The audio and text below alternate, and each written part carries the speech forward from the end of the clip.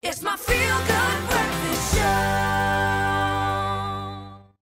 It is not just important, it is absolutely vital that we do so, not only on World Rhino Day, but every day of the year, like the gents from Rhino Protect. Damien, Christo, thank you so much for joining us again on a very important day. I suppose this is like a day off for you guys, at least, because you guys really do work 24/7. Now, we've heard about the new drone technology, other technologies that you've been using, which seem to be hopefully stemming the tide. I'm going to read out some statistics here, and you can give me your take on it. By the end of 2014, we saw 1,250 rhino kills. Now, the count on August the 27th of this year, 749, which hopefully means that we are starting to stem the tide.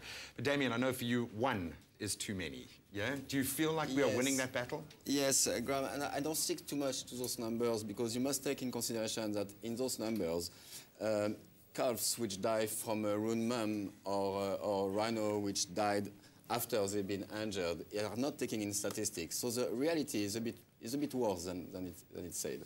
So this has led you to some ingenious new ways of combating the scourge, and we've seen you introduce rhino horn dye in the past. Now that is evolving into something new. Earlier you mentioned 3D printers. Talk to me about the new technology and how far you've come. Yeah, well, actually it's about making a clone. A 3D print of the original horn of a rhino and replacing it. We call it actually the 3D horn implant.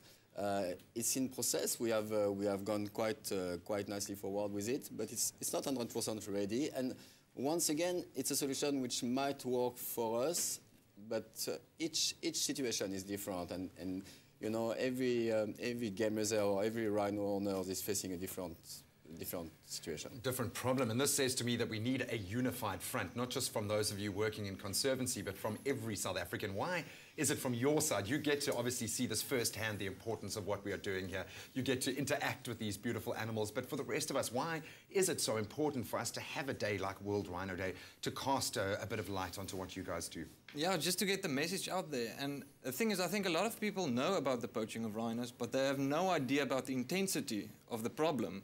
And I actually spoke yesterday to two guys and asked them, how many rhinos do you think gets poached? And the one guy said, but both answers was under 100. So they have no idea the trouble we are facing with the rhinos. So we have to get the message out there to explain to them how bad it is in reality. We love to blanket it with one cause, the fact that there is a demand coming out of Asia. Is that true? Is that at the root of what's driving poaching, or the levels of poaching? What do you think is driving the problem? Different situations. It gets used for everything. The main thing is there is a big problem and we have to solve it in any way possible. And if the public knows that, they can help in any way possible. Graham, I think it's not so important to know who consumes or why is it used for.